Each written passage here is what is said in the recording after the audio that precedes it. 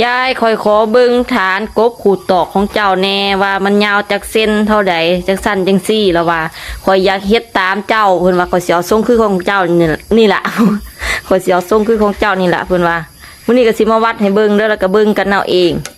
นี่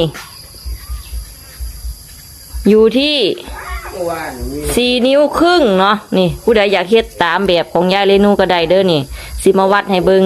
ตรงนี้อยู่ที่4 นิ้วครึ่งแล้วก็อยู่ อันนี้ก็อยู่ที่ประมาณนี่แหละประมาณ15-16เนาะแม่นบ่นี่แหละเบิ่งเอาเลยอยู่10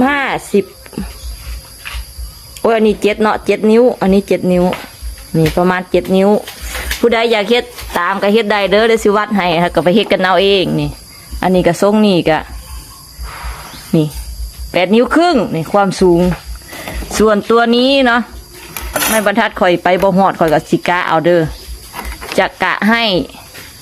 อันนี้สุดไม้บรรทัดก็30เนาะ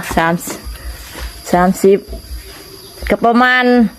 2 ไม้บรรทัดเอา2 ไม้บรรทัดน่ะแต่ที่จริงกะบ่จำเป็นต้องเฮ็ดคือของข่อยก็ได้เด้อเฮ็ดตอกใส่หยังก็ได้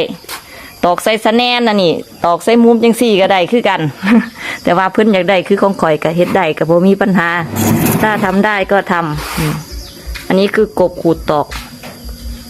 อันนี้คือฐานแต่ว่าตัวที่สร้างกับข่อยก็สิได้อยู่แต่ตัวนี้จะได้แต่เหล็กไปส่วนฐานก็หากันเอาเอง